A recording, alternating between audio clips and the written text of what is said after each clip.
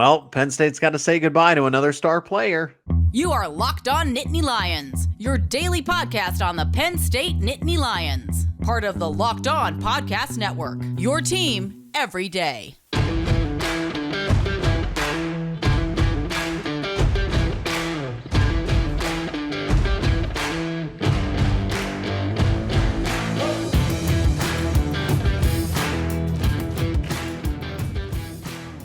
Thanks so much for making Locked On Nittany Lions your first listen today. We are free and available wherever you get your podcasts. Today's episode is sponsored by LinkedIn Jobs. LinkedIn Jobs helps you find the qualified candidates you want to talk to faster. Post your job for free at linkedin.com/lockedoncollege. That is linkedin.com/lockedoncollege to post your job for free.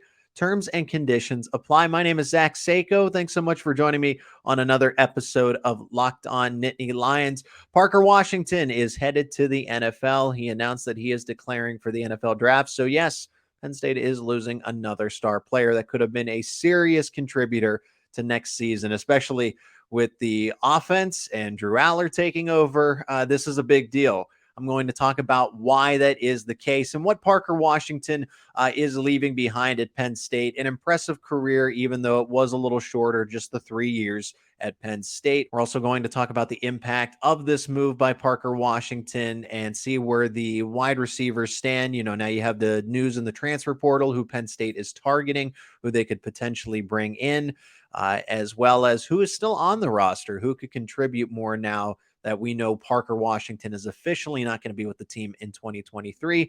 And then we cross it over to finish up this episode. In the final segment, I join Nate Dickinson of Locked On Big Ten, and we talk about Penn State men's basketball. And how about that road win by Penn State? 74-59 over the Fighting Illini. You'll get both of our thoughts on the contest and where Penn State stands now. 7-3 overall and 1-1 in the Big Ten after a surprising loss to Michigan State. But somehow they beat Illinois, who just came off a win against number 2 Texas on the road. So we'll recap that one for you to finish up this episode. But Parker Washington leaving for the NFL. He declared for the NFL draft officially on Friday, put it out on his social media. And Parker Washington, when we didn't know at the time, his last game was against Maryland. And we're not sure what kept him out of the season, right? Just kind of mysteriously news broke on the internet that Parker Washington wasn't going to be playing anymore. And we don't know what happened. James Franklin just said, hey, Parker Washington's out for the season. Never really specified if it was an injury or if it was something personal. But I think most of us assume it was injury related. We just don't know what it was or the severity of it. I mean, it was something severe enough to keep him out for all of the games, and he's going to miss the Rose Bowl as well. I think with the NFL draft looming, I don't know that he would have played in it anyway if he was fully healthy. We saw Joey Porter Jr. opt out of it, even though he could have played. But now Penn State will be losing 2 starting wide receivers. You have Mitchell Tinsley, who's not going to be back next year because he's graduating. He doesn't have any more eligibility. And now Parker Washington, who's foregoing that eligibility and going into the NFL draft. That's your 2 top wide receivers. And Mitchell Tinsley had 45 receptions for 528 yards and 4 touchdowns through those 12 games. And now he's playing slot receiver with Parker Washington not available. We've seen that Penn State's gone a little more 12 personnel, where they have 2 receivers on the field. Typically, it's been Keandre Lambert-Smith and Mitchell Tinsley, or a Trey Wallace and Mitchell Tinsley, since Tinsley has slid over into the middle of the field. And I think Penn State's felt that impact of Parker Washington. What Parker Washington's able to do is, along with the tight ends, but mostly this is what Parker Washington was so good at it with Penn State. He forced you on the defensive side of things to draw attention into the middle of the field. And I've explained this in other episodes. Parker Washington allowed Penn State to use sideline to sideline, the entire horizontal aspect of the field, by him being in the slot. And that was noticeable when he was not on the field. Washington was a true junior. For those who remember, he got significant playing time in 2020 as a true freshman. He broke onto the scene and had a career 6 high touchdown catches as a freshman in 2020. So we knew that there was promise to him. But despite missing 2 games, Washington was Penn State's leading receiver, even though I could argue that he wasn't necessarily the number one. with 46 catches, 611 yards, and the 2 touchdowns that he had before just not playing again after the game against Maryland. He didn't exit the game against Maryland.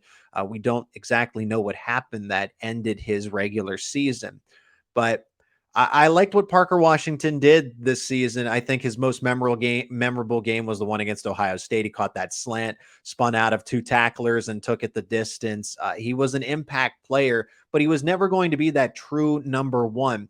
And part of that has to do with scheme, right? So in Penn State's offense, and this is something that I want to explain over and over again, is that even though Parker Washington, in terms of talent, might have been the best receiver on the team, he wasn't going to be the focal point because that's not what the slot receiver is. It's kind of similar to a KJ Hamler when he played slot at Penn State. Even though he might have been the best talented wide receiver, he wasn't necessarily the number one guy. That's what Mitchell Tinsley was brought in for, because Jahan Dotson's wide receiver position is so unique. It's so different. That X wide receiver, they are required to know a completely different playbook, a completely different skill set in order to play that, because they have option routes with the quarterback, meaning that you have 2 routes. You got to pick one, and your quarterback's going to be on the same page. It's not that Parker Washington couldn't have done that. It's just that that's a completely different position, and it's on its own. So that's why Penn State went to the transfer portal when Jahan Dotson didn't return. So Parker Washington is going to finish his career with 139 catches, 1,822 yards, and 12 touchdowns. And I thought this was an interesting fact. He had 1 reception in all 31 games that he played.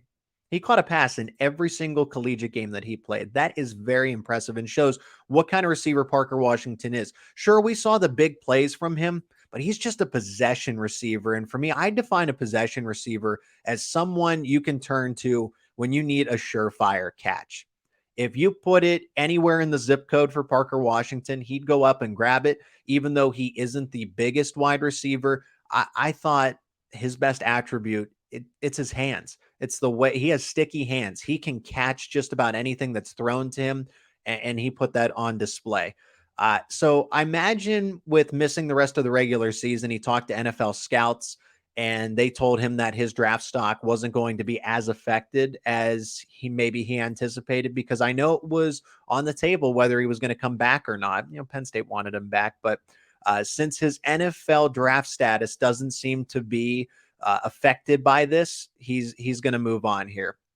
So my expectations for Parker Washington now moving forward, some draft analysts had him as high as a late first round pick. And, there are some receiver needy teams out there. So I can totally see that happening, but he didn't play that full 12 games, and he wasn't going to play in the bowl game. So I find this decision a little premature. It kind of reminds me of Chris Godwin's decision when he had his breakout year and then decided to go to the NFL, was drafted by the Tampa Bay Buccaneers, and look at the career he's had. But imagine if he came back, he wouldn't have been a 3rd-round pick. He would have easily been a 1st-round pick, and I think that's what Parker Washington's passing up, because let's look at Jahan Dotson. Jahan Dotson was going to be that 3rd-round pick, that 4th-round pick, had he gone a year early. But instead, he came back, became a true number 1 wide receiver, put all the highlight film together, and then he ended up becoming a mid-1st-round pick by the Washington Commanders. And look at that. You turned it into a bigger payday. With NIL, Chris Godwin's decision made a little more sense. The potential that you have. Now you have the opportunity to make money in the NFL. And I see why moving on made sense. But for Parker Washington, I'm not saying if that's his dream. He wants to go to the NFL. Totally get it. But with NIL and the chance to improve your draft status 1 year from now, where Parker would have been, rather than a fringe, okay, maybe he's a 1st, maybe he's a 2nd, maybe he's a 3rd, then boom, no, we know he's a 1st-round pick. And this is what's going to happen. And that's what Jahan Dotson did. So living out his dream.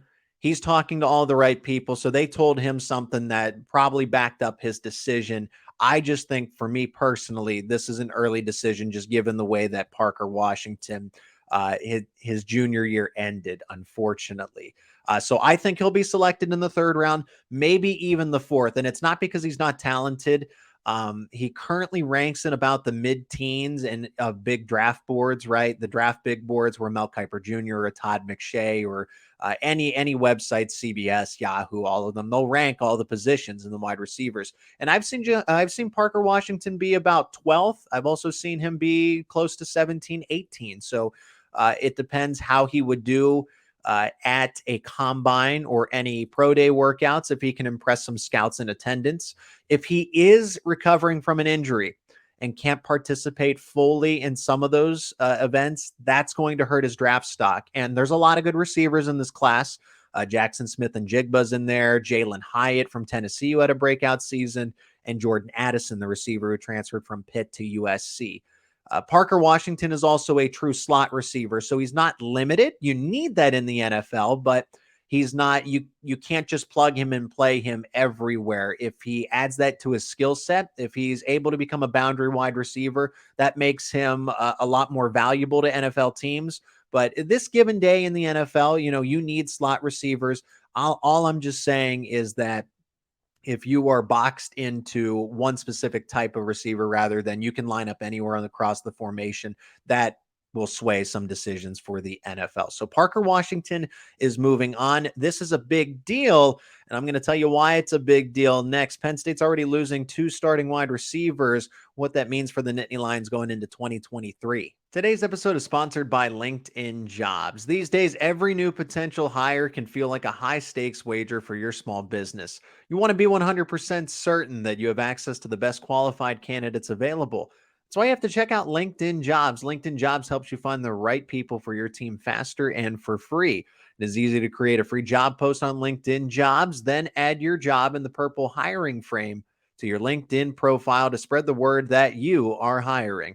Simple tools like screening questions make it easy to focus on the candidates with just the right skills and experience so you can quickly prioritize who you'd like to interview and hire. That's why small businesses rate LinkedIn Jobs #1 in delivering quality hires versus leading competitors. LinkedIn Jobs helps you find the qualified candidates you want to talk to faster. Post your job for free at linkedin.com/lockedoncollege. That is linkedin.com/lockedoncollege to post your job for free. Terms and conditions apply. Thanks for making Locked On Nittany Lions your first listen today. For your second listen today, check out Locked On Sports Today. From the games that matter the most to the biggest stories in sports, go beyond the scoreboard and behind the scenes with local experts and insights only Locked On can provide. Locked On Sports Today available on this app, YouTube, and wherever you get your podcasts. Same with Locked On Nittany Lions, of course. Thank you so much for subscribing to the YouTube channel since we got it up and running fully. If you haven't already, please subscribe. Hit the notification bell so that you get notified anytime a new video, a new post is up online. And we're so close to 500 subscribers. I really appreciate the support, all the comments, all the likes, sharing with friends and family. Help us get to 500 subscribers for the Locked On Nittany Lions YouTube channel before the Rose Bowl. Still a little bit of ways, but we're so close. I appreciate all the support. So close to 500. Let's get there before the Rose Bowl on January 2nd, 2023. Parker Washington's going to the NFL. We now know that. Mitchell Tinsley will try his hand at the NFL, but I don't know where he will get drafted. But he'll definitely get picked up by an NFL team to start in the offseason. But Penn State, bottom line, is they are losing 2 starting wide receivers. You're losing more than 2/3 of the work. I think about 3/4. You're losing, if we do some math, 91 receptions between the two of them. Even though Parker Washington didn't play in all 12 games, Mitchell Tinsley did. Really, in reality, Parker Washington leaving is a much bigger deal because you are losing not only the talent that Parker Washington provided, you are vacating a slot position that really doesn't have, that next man up. It's like, okay, we're looking to the next guy because we're going to go through that. But there are a few options, not necessarily a surefire one. You're also losing that veteran presence in the locker room. Parker Washington was essentially a 3-year starter, and you're going to be losing that in a wide receiver room that does return Keandre Lambert-Smith, but now you're losing 2 very good veteran presences in Tinsley and Washington. I expected a little more from Parker Washington this season because he was really a number one wide receiver with Mitchell Tinsley. I mean, you look at that 46 catches to 45 catches. That's pretty close in terms of productivity. But he's a crafty veteran. You want that kind of presence in the locker room for next season, especially with a young starting quarterback. That is the first. Drew Aller is going to have his first starting experience next year. And the wide receivers in the locker room are also very young. And then what are they going to do in the transfer portal? Well, there are some new offers out there, and it's a wide receiver room that's going to look completely different given that you're going to have some more outsiders coming in. And Penn State actually offered some more players very recently. So you know that they want a wide receiver. One of them is Devontae Walker from Kent State. So now they're going back to Kent State for another wide receiver. Dante Cephas was the first. Devontae Walker is the second. They offered him on Friday. He's 6'3", 175 pounds. 58 receptions, 921 yards, and 11 touchdowns in 2022. And he was first team All-MAC. This is definitely, he's going to have a lot of offers. Let's see if Penn State is in his final bunch. Trey Harris from Louisiana Tech. This is another new name. 65 receptions, 935 receiving yards, and 10 receiving touchdowns. He was first team All-Conference USA. He is 6'3", 190 pounds. So Penn State's going after some taller wide receivers, some guys with a little more size. Ra Thomas is also on Penn State's radar. He is from Mississippi State. 44 receptions, 626 yards, 7 touchdowns, 6'2", 200 pounds. This is an SEC guy. He's definitely, I think I saw a crystal ball projection that he was going to possibly go to Ole Miss or Tennessee. So he looks like he's jumping around the SEC, but Penn State is looking to add one of these guys, maybe even both of them. And they've already offered other guys. Dante Cephas, as mentioned, from Kent State. Jimmy Horn Jr. from South Florida. Dante Thornton from Oregon was a former commit. There's not necessarily an official offer out to him as of right now, but he's in the transfer portal. And he's somebody that they could offer when all said and done. And Dorian Singer from Arizona, who had a big year this past season. In terms of who does Penn State have available, because they're not a lock to get all of these guys in-house. Who is that next guy that could step up at the Y slot receiver position that Parker Washington is vacating? The next man truly is Liam Clifford. And for some people, that probably comes as a surprise. Yes, that is Sean Clifford's little brother. He's a former 4-star recruit out of high school. He's currently a redshirt freshman, 6'1", 200 pounds. So he's got some size to him.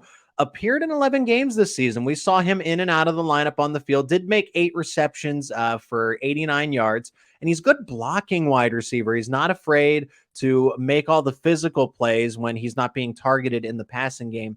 And this is an interesting fact about Liam. Like, he is historical in the state of Ohio. He set almost every single receiving record there was at St. Xavier, his high school out in the state of Ohio. So Liam Clifford is a hard worker. You saw him get onto the field in his second year with the Penn State program, and is somebody that could take the leap if Penn State doesn't necessarily get that slot receiver out of the transfer portal. They might add guys for the X and the Z, but he would be that starter in the slot position next season. At least it's projected. Who else could compete for that spot? Because I think it's going to be a close race. It's not just going to be Liam Clifford's job. Jaden Dottin is someone that has been not necessarily forgotten, but has flown under the radar. Believe it or not, he actually started against the Ohio Bobcats, made his first career reception in that game, and then really was never heard from again. Throughout the offseason, I heard good rave reviews about Jaden Dottin's progress, but not really sure what happened in the middle of the season. He's currently a redshirt freshman, 6'2", 200 pounds. I like that. He's a bigger slot receiver, so he can box guys out.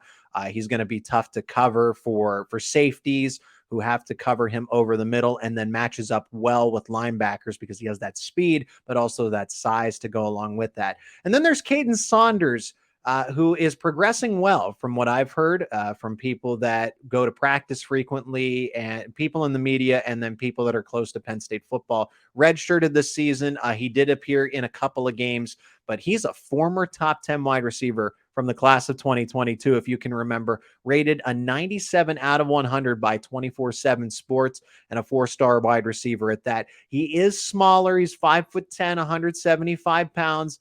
As a quick comparison, KJ Hamler. KJ Hamler was that speedy, really good route runner and lacked a little bit of size, but he made up with it with other attributes of his game. And that's what Kaden Saunders reminds me of. Any highlight tape that I've seen of him, he is just an effective route runner. He's very good at his craft. And that's what you have to do when you're not the biggest receiver out there on the field. You can't just bully your way on open routes. You got to be quick with your feet. And that's exactly what Kaden Saunders is. He's speedy and he's dynamic and agile. Now, what happens if Penn State truly does not get one of those wide receiver targets out of the transfer portal? Because they said, let's just take last season, for example. They were looking for linebackers, but they didn't find a guy that they felt really necessarily fit the program. And so they elected to go with the group that they had. So what happens if they do all this scouting, they have all these interviews and player visits and everything, and they decide, you know what? We don't know if we want to take on one of these wide receivers from the transfer portal, or they get snubbed and the wide receivers don't decide to come to Penn State. Those are the guys that you are going to have to expect to step up, at least in Parker Washington's absence. But how does this change the offense? This is going to change it in a myriad of ways. Offensive coordinator Mike Yurcich is going to have to adapt his system. And we know what Penn State has in the 3 tight ends: Brenton Strange, Tyler Warren, Theo Johnson. They're all capable blockers. They're all capable wide receivers. So if you don't have 3 receivers, that's what Penn State wants to do. They want to have 3 receivers on the football field most of the time. But if you don't have the personnel to do that, you're not going to do it. And what personnel do they have? The tight ends. You're going to see more 12 personnel like you've seen as of late. You're going to see those pistol backfields with Theo Johnson or Brenton Strange or Tyler Warren to the hips of the quarterback, and then the running back behind them. You're going to see them up on the line of scrimmage. Just more playing time. You might even see more 3 tight end sets because that's what you have. That's the personnel. That benefits the running game because they're good extra additional blockers in addition to what Penn State's going to have on the offensive line. Like the running game will become an even better focal point. You have Nicholas Singleton and Katron Allen, who are going to get so much better in the offseason, capitalize on the freshman campaigns that they put together. Honestly, I don't know how far ahead I want to go and say it, but Nicholas Singleton and Katron Allen should be considered for some national awards going into next year.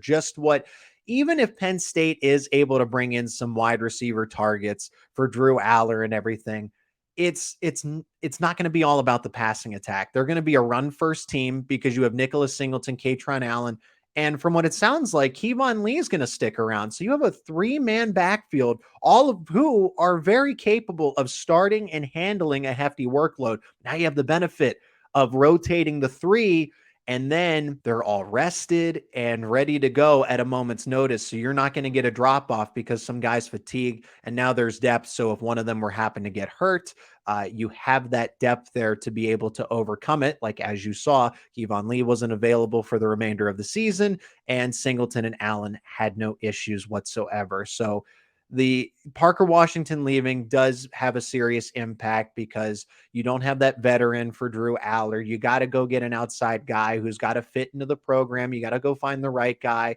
And it's going to be a little bit of a learning curve like it was with Mitchell Tinsley. He didn't come in right away and make an instant impact. Even though he was helpful, he wasn't everything you necessarily needed him to be. And now you got to do that for a first-year starting quarterback for Drew Aller to find that guy, or you got to be hopeful that one of the guys in the program now makes a huge leap forward with 2 starters moving on. But I just expect Penn State to focus more on the resources it does have. Go 12 personnel, do 3 tight end packages, focus on the run game because you have a lot of good players in the backfield and a lot of good tight ends to help out with the offensive line to pave the way for that backfield. It is Locked On Nittany Lions. My name is Zach Seyko. When we return, we're doing a crossover with Nate Dickinson of Locked On Big Ten to recap Penn State men's basketball's win over Illinois this past weekend. Today's episode is sponsored by Simply Safe. At Locked On Nittany Lions, we believe your home should be where you and your family feel safest. especially over the holidays. This season, give yourself and your family the gift of peace and protection with the #1 rated home security system, Simply Safe. And right now, Simply Safe is offering Locked On Nittany Lions listeners and viewers 40% off a new security system. Do not put this off. Here's why we love it. What we love most about Simply Safe is the advanced technology, whether it's controlling your system from the smartphone app, viewing your crystal clear HD security camera feeds, or the wide range of high-tech sensors. Simply Safe is whole home security with advanced sensors for every room, window, and door. HD security cameras for the inside and outside. Smarter ways to detect motion that alert you only when a threat is real. And even hazard sensors that detect fires, floods, or threats to your home. 24/7 professional monitoring service costs under $1 a day, less than half the price of traditional home security systems. Don't miss your chance to save big on our favorite security system. Get 40% off your new system at simplysafe.com/lockedoncollege today. That is simplysafe.com/lockedoncollege. There's no safe like Simply Safe. Hey, you're tuned into Locked On Big Ten. Everything you need to know about the conference every day. Zach Seyko from Locked On Nittany Lions is joining us to go over the biggest signature win of the season so far for that veteran team. Beat up on Illinois pretty bad over the weekend, a 15-point W. Zach, we talked about how this team had experience, how we were expecting it to maybe overplay the expectations, and we got the first real taste of that against this win over the Illini. How did it happen?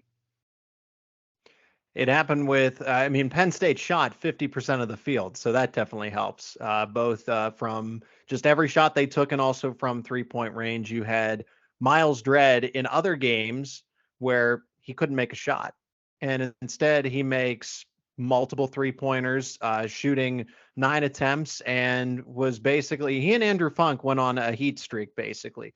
So Miles Dredd was 5 for 9, and Andrew Funk was 6 for 9. So when you have those two guys combining for 11 3-pointers there, it's pretty much, I don't want to say impossible to beat Penn State, but shooting 50% from the field helps. You had Jalen Pickett, who contributed 20 points as well.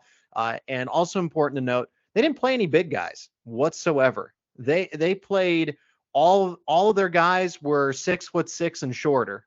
They really were content with playing small ball. And I think that's how it happened, if I'm being honest, is that they were able to use the speed to outmatch the size of Illinois. And that was something I brought up in some of my Locked On Nittany Lions episodes, was how were they going to adjust when they were absolutely outsized on the front court, and they went even smaller. They didn't even bring in guys like Kebajai or Caleb Dorsey, who are a little bigger. Kebajai is about 6'10", could grow into 6'11", and then Caleb Dorsey's a little on the shorter side for a big man at 6'7", 6'8". So they didn't even play, and you saw Penn State probably play its best game to the point this season. So clutch shooting, hot shooting, but also at the same time, the speed that they were able to just beat Illinois up and down the floor. Illinois ran full court press, and I thought Penn State handled it very well. That's something that you think is sustainable. Can Penn State just run past teams that are it's bigger than? They're going to have to, it's the kind of the same thing. They're just going to have to get hot, it's not sustainable, because we've seen them when they have poor shooting performances, they lose, and they lose bad. The Michigan State game, for example, they went scoreless in the last 5 minutes of the game. That's unacceptable, but somehow they beat an Illinois team by double digits. And I said before the spread even came out, I said Illinois is easily a 10-point favorite in this game. I thought that Penn State would keep it close-ish, because this felt the kind of bounce-back game that they needed. It's so weird. If Penn State in general, when it comes to football or basketball, they just love being the road underdogs for some odd reason. They just really do well when they are like double-digit or just handed underdogs, and they go out there and perform very well. So that was even back to Pat Chambers. That crosses over to even James Franklin in football. And now here with Micah Shrewsbury, they just get up for these kinds of games where they're really not expected to do anything. But when they're the favorite, they disappoint at home, no problem. Well, that's the Big Ten for you. And there's plenty of Yeah. tough competition coming for Penn State in the Big Ten. But we talked a lot about how some of these teams in the conference have had some really, really tough competition in the non conference schedule and how that can be strategic. Penn State went kind of the other way around. They've gotten some really nice warm up games in here in the non conference schedule, but not gone too tough on themselves. Is that strategic too? I thought the non-conference schedule was pretty balanced. I think you're right to say that it wasn't overtly tough because they did play teams like Winthrop, Loyola, but at the same time, they also scheduled Butler. They happened to play a Virginia Tech team and Furman in the Charleston Classic, and both of those teams they're very good. They're very highly regarded in Ken Palm rankings. I encourage a lot of people to go check that out. That's kind of where I get all of my college basketball understanding, is checking Ken Palm almost every single day to see where everyone stands. And those teams are in the upper echelon at the least. Furman's a very good mid-major team that's been around the 60s for Ken Palm rankings, but they also played a good Clemson team, and that was a road game. We've seen Clemson's almost up to double-digit wins at this point in the season with only just a couple of losses. So Penn State's schedule was definitely not easy by any stretch of the imagination, but I think they challenged themselves because they were playing teams that also went against their style. Like a Virginia Tech team is easily a tournament team. And that's a team that could honestly win the ACC. Yeah, I know there's Duke. I get that. But they could at least challenge for the ACC this season. And when you play a team like that, I know that happened to be just the way the schedule was, the way the tournament broke for the Charleston Classic. But they were in there with Virginia Tech and only lost by a few. So that tells me that Penn State is good, but they're definitely streaky. Well, then how do you straighten that out? How do you get some consistency as you get ready for the Big Ten schedule? That's just the identity this year for this Penn State team. There's really not much you can do. The only thing that I'm looking for, and something that I brought up in other Locked On Nittany Lion episodes, are getting Kabajai to mature as much as possible. He's the true freshman. He's been the freshman, other than Evan Mahaffey, who's been seeing a lot of minutes, at least for a freshman. He's been the one that they've turned to a bit. Now, he didn't play much against Illinois, only had 2 minutes, and he didn't play. He checked in a couple of times, but Kabajai has seen sometimes 20 minutes in games, and he's got all the potential in the world. However, he's still young, he's still inexperienced, and they have high hopes for him.